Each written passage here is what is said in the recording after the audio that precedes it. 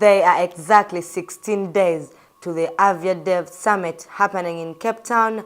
Welcome to Fly East Africa. I am Week1st Nagawa, and these are the headlines. The preliminary report on Ethiopian Airlines crash. AirP signs an agreement to receive 10 E-jets, E2s. These are the news in details. The 4th March report shows how the two pilots battled with the Boeing 737 MAX 8's automatic flight control system almost from the start of the flight. Despite following Boeing's safety procedures, the pilots were unable to regain control of the aircraft. Investigators found the plane crashed into the ground and killing everyone on board. In an exclusive with CNN's Week1st, Mr. Steward Gabriel Miriam had this to say regarding to the crash. The MCAS situation, as you know, it has never been known in the industry. It is not in our flight operations manual. It's not in our training manual. It was only disclosed after the Lion Air crash. So at this stage, although there were 3 heavy automatic and uncommanded nosedive from the flight control system, in today's category and in today's terminology, it looks like the MCAS was activated. Are you surprised that the report doesn't specifically say that this maneuvering characteristics augmentation system, it doesn't, as far as I can see so far, it doesn't actually use those words, I may be wrong, and say that was the cause, or at least that kicked in. It just talks about uncommanded nose downs. Yes, Richard, I'm not surprised because this is a preliminary report, and the accident investigation is going to continue with detailed analysis. So at this stage, all what we know from the FDR and CVR is that there were uncommanded nosedive automatic activation 3 times in the airplane. So further, we have to find out what part of the flight control system was causing this uncommanded nosedive activation. The report has 2 recommendations. Firstly, that the maneuvering characteristics system, the flight control system, is reviewed, and secondly, that testing is upped for safety. Are you confident in the actions Boeing's taking, this so-called software patch? No, we cannot be confident at this stage. As you know, even Boeing is testing the solution. So it is still at its initial stage. We will have to learn more about it. The industry is trying to learn more about it. Regulators are trying to learn more about it. And then it has to go through the FAA certification. So we cannot comment on that because it's really at a very early stage. What will it take for you to be confident enough to put your planes back in the air? Bearing in mind, it was the same FAA that said it was safe with MCAS. So now, what would it take before you are confident and secure in your mind to put your planes, your staff, your passengers back in the air on a 737 MAX 8?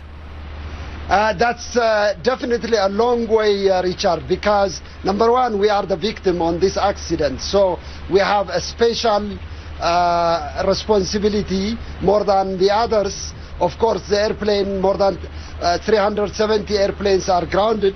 And I would imagine that the FAA will take this seriously, Boeing will take it seriously, and that's what they are doing so far.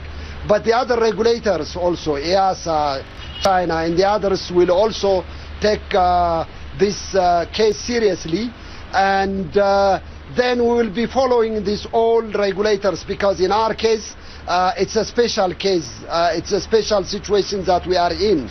So definitely we'll be the last one to follow.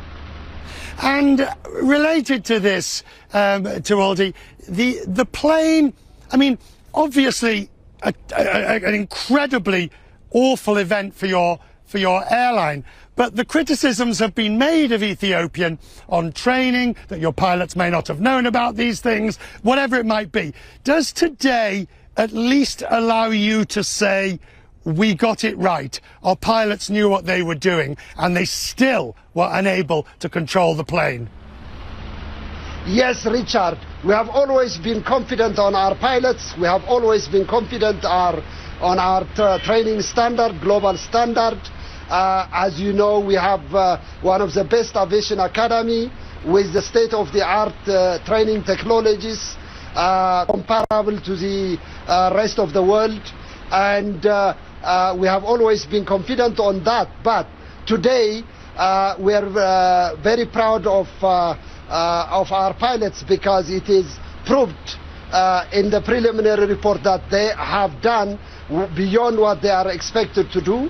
And today was a daylight for us to prove wrong all the speculators with false allegations. So finally tonight, Tuoldi, what are your emotions that clearly you were presented with a plane that may have had an inherent issue that has caused this, but you now know that you're getting a better idea of understanding. What's your thoughts on that? Well, you know, Richard, the accident is a tragic one which has killed 157 people, so my condolences still go to the families of the victims. On the other hand, today I'm more relieved on the some doubts being aired by some medias, right, some false allegations, some false speculations.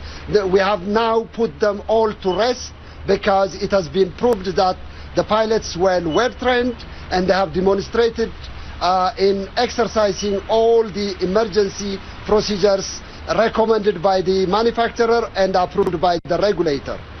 And your feelings towards Boeing tonight? Well, as I have said right from the beginning, you know, Boeing is our long-time partner. Boeing has an excellent safety record, more than 100 years, so we have no reason to doubt. But on this airplane, there seems to be a problem, and I think Boeing is trying to do the right thing, and we'll have to remain partners, and we'll have to work together to make aviation safer and safer. In a statement and videos posted on Boeing's website, Boeing's CEO Mr. Dennis Molenberg had this to say.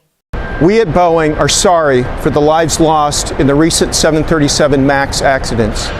These tragedies continue to weigh heavily on our hearts and minds, and we extend our sympathies to the loved ones of the passengers and crew on board Lion Air Flight 610 and Ethiopian Airlines Flight 302. All of us feel the immense gravity of these events across our company and recognize the devastation to the families and friends of the loved ones who perished. The full details of what happened in these two accidents will be issued by the government authorities in the final reports. But with the release of the preliminary report of the Ethiopian Airlines Flight 302 accident investigation, it's apparent that in both flights, the Maneuvering Characteristics Augmentation System, known as MCAS, activated in response to erroneous angle of attack information. The history of our industry shows most accidents are caused by a chain of events. This again is the case here. And we know we can break one of those chain links in these two accidents. As pilots have told us, erroneous activation of the MCAS function can add to what is already a high workload environment. It's our responsibility to eliminate this risk. We own it, and we know how to do it. According to African News, Indonesian and Singapore investigation authorities will join the Addis Ababa team to study the data for both the ET302 and the Lion Air 610.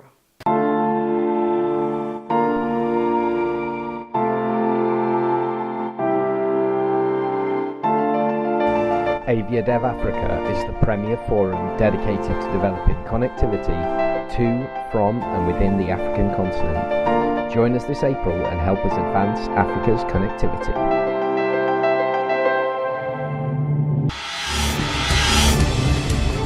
Still in Ethiopia, Ethiopian Airways launches flights to Istanbul. On the 1st of April, the airline launched direct flights to Istanbul. The flights will be operated 3 times a week. The CEO said that Istanbul is a big aviation hub in the world, and this will create connection and opportunities to over 16 African countries. The airline now operates to 19 European destinations. Still talking about destinations, RwandAir confirmed Kigali Kinshasa route with effect from the 17th April 2019. RwandAir will operate 3 weekly flights from its hub in Kigali International Airport to Indigil International Airport in Kinshasa. The flights will be operated on Wednesday, Friday, and Sunday. The airline CEO Yvonne Makolo is quoted, "This new route will support our growth, increase our footprint in Africa. We also believe the addition of Kinshasa will boost business and strengthen commercial ties between the 2 countries." Kinshasa will be the airline's 23rd African destination and 27th worldwide. ASKY to operate Lome to Johannesburg route with effect from the 15th of June 2019, ASKY will operate flights to Johannesburg via Lagos, Libreville, and Douala. On Monday, Wednesday, Thursday, and Saturday, the airline will operate Lome to Lagos, to Libreville, then to Johannesburg. On Tuesday, Friday, and Sunday, the airline will operate Lome to Lagos, to Douala, and then to Johannesburg. The new route will be operated by a Boeing 737-800 comprising of 16 business class and 136 in the economy class.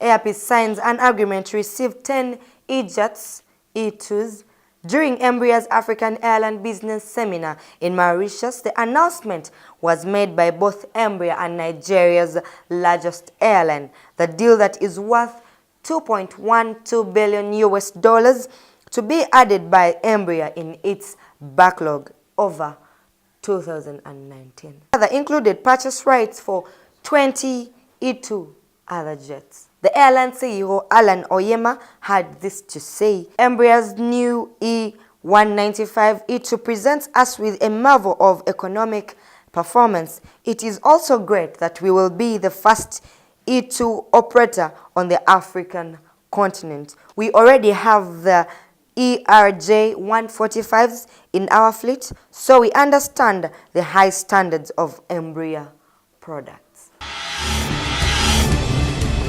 Thank you for watching our weekly news bulletin, and this episode is brought to you by AviaDev Africa. As a reminder, there are only 16 days to go for the AviaDev Summit. Book your ticket in Cape Town. I am Olive Winfred Nagawa. Catch you next time. Don't forget to follow us on our social media platforms. Subscribe on our YouTube channel. See you next time. Bye-bye.